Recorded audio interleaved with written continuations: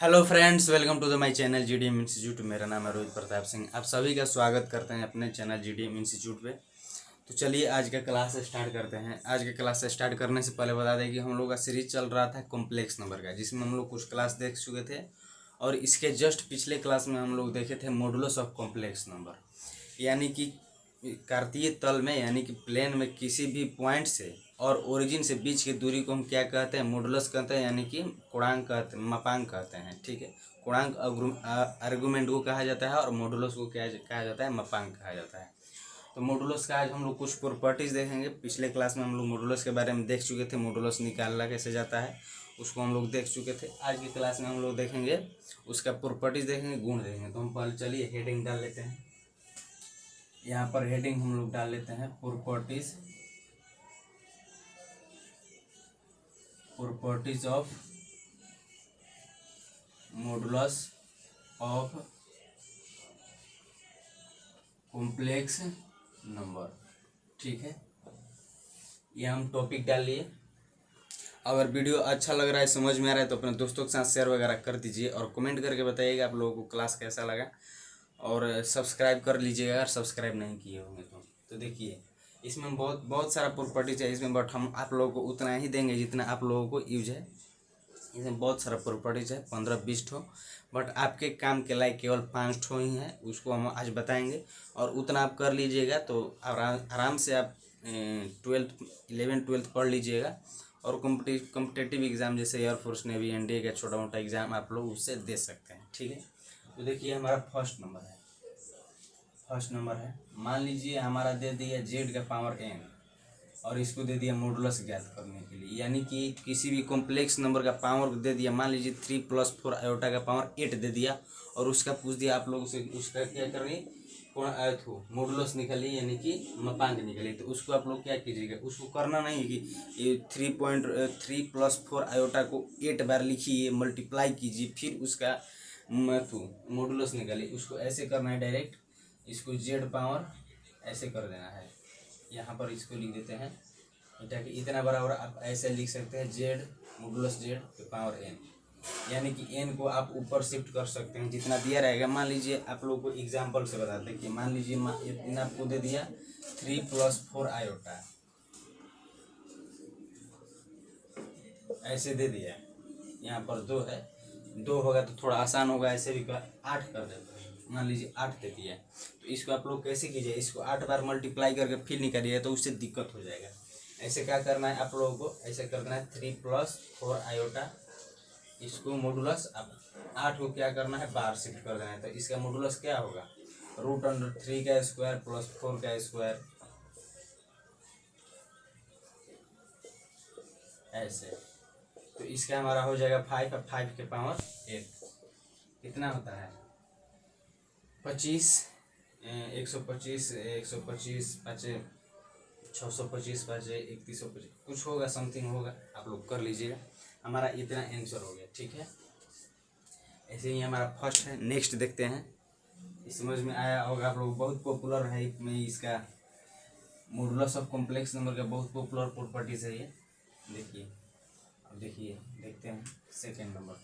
मान लीजिए दे दिया ऐसे, मॉडुलस के अंदर दे दिया Z1 × Z2 × Z3 × Z4 दे दिया। तो आप लोग कैसे कीजिएगा? मान लीजिए 4 ठो कॉम्प्लेक्स नंबर अंदर में दे दिया मल्टीप्लाई करके, 3 + 4 आयोटा × 4 + 6 आयोटा × 6 + 7 आयोटा × 7 + 8 आयोटा। अब दे दिए सारा का आप लोगों को मॉडुलस निकालनी, तो आप क्या कीजिएगा? मल्टीप्लाई कीजिएगा, दिक्कत हो जाएगा। इसको ऐसे कर सकते हैं Z1 + Z2 + Z3 + Z4 ऐसे कर दीजिए। इतना बराबर ये हमारा ये वाला क्या होगा? इसका आंसर होगा। इसको अलग अलग करके, इसको जो अंदर में दिया रहेगा उसको अलग अलग करके मॉडुलस निकाल कर क्या कर देंगे? जोड़ देंगे तो हमारा आंसर हो जाएगा।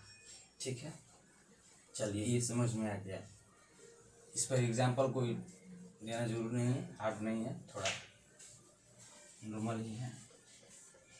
ठीक है, अगर समझ में आ रहा होगा तो वीडियो को लाइक और चैनल को सब्सक्राइब करके अपने दोस्तों के साथ शेयर वगैरह कर दीजिएगा। देखिए थर्ड नंबर हमारा है। थर्ड नंबर डिवीजन से है। मान लीजिए यहाँ पर दे दिया Z1 बटा Z2 और इतना बराबर आप लोगों को दे दिया मॉडुलस निकालने की। ऊपर दे दिया 3 + 4 आयोटा और नीचे में दे दिया 4 + 5 आयोटा और पूछ दिया उसका मॉडुलस निकालने के। तो आप क्या कीजिएगा, उसको रेशनलाइज कीजिएगा। तो रेशनलाइज कीजिएगा और सोचिएगा पहले मॉडुलस का इसका डिविजिबल भागे निकाल देते हैं, फिर इसको क्या करेंगे मॉडुलस निकालेंगे, तो इससे दिक्कत हो जाएगा। आप लोगों को क्या करना है, डायरेक्ट इसको सेपरेट सेपरेट मॉडुलस निकाल देना है। Z1 बटा Z2 डिवाइड कर देना है, हमारा आंसर आ जाएगा नॉर्मली। देखिए ये हो गया हमारा थर्ड नंबर।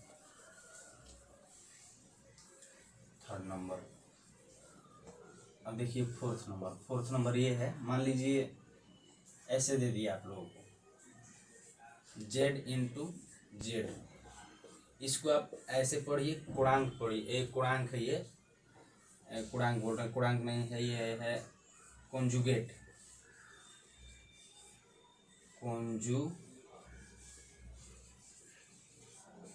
इसका हिंदी होता है संयोग में। इसका कॉम्प्लेक्स नंबर का नेक्स्ट टॉपिक यही पढ़ाएंगे कॉन्जुगेट, बट इसका प्रॉपर्टीज में इसका थोड़ा सा यूज है, इसको समझ लीजिए। मान लीजिए ऐसे दे दिया आप लोगों को कोई कॉम्प्लेक्स नंबर दे 3 + 4 आयोटा, इस Z बराबर इतना दे दिया, Z बराबर इतना पूछ दिया, इसका कॉन्जुगेट निकल। तो क्या करना है, आयोटा वाला साइन का इमेजनरी पार्ट वाला का सिंबल चेंज करेंगे तो हमारा Z आयोटा निकल जाएगा। इसका अर्थ यही हुआ, ठीक है।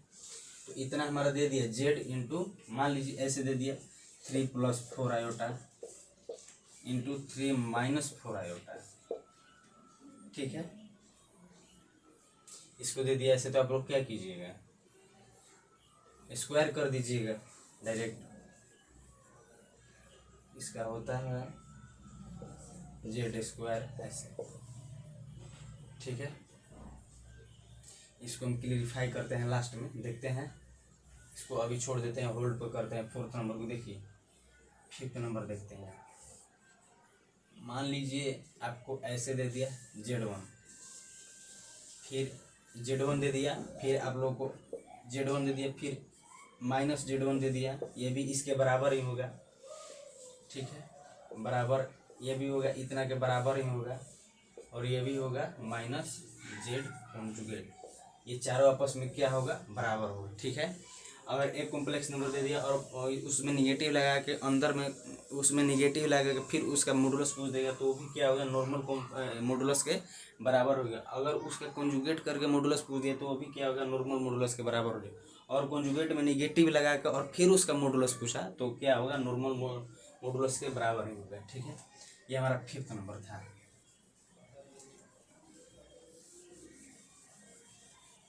फिफ्थ नंबर हो गया हमारा। देखिए सिक्स नंबर देखते हैं। मान लीजिए हमारा दो ठो कॉम्प्लेक्स नंबर है Z1 Z2, ये क्या है, आपस में बराबर है। तो ये क्या होगा, इसका मॉडुलस आपस में बराबर हो जाएगा, ठीक है। इस चीज का आप लोगों को मतलब मालूम है, मतलब कि ये अगर दो कॉम्प्लेक्स नंबर आपस में बराबर रहेगा तो इसका मॉडुलस बराबर होगा। बट अगर मॉडुलस बराबर रहेगा Z1 बराबर Z2 तो नॉट इक्वल टू Z1 बराबर Z2। इसका मतलब, इस सिंबल का मतलब यही हुआ कि इधर से आप इधर जा सकते हैं बट इधर से इधर नहीं जा सकते। जैसे ऐसा समझिए ना, मान लीजिए दे दिया, एक दे दिया Z1 बराबर 3 + 4 आयोटा और Z2 बराबर दे दिया 3 - 4 आयोटा, ठीक है। अब इसका कॉम्प्लेक्स नंबर मॉडुलस निकलेगा तो 5 होगा, इसका भी 5 होगा। तो इसका मॉडुलस तो सेम है, बराबर है यहाँ पर, बट इसका कॉम्प्लेक्स नंबर आपस में बराबर है। देखिए एक 3 + 4 आयोटा है, एक 3 - 4 आयोटा है। तो इसका मतलब यही हुआ कि अगर कॉम्प्लेक्स नंबर तो बराबर रहेगा तो ये कोई जरूरी नहीं है कि उसका मॉडुलस भी आपस में क्या हो, बराबर हो, ठीक है। तो आज के लिए इतना ही रहने देते हैं, और वीडियो अच्छा लगा, क्लास समझ में आया तो अपने दोस्तों के साथ शेयर वगैरह कीजिएगा।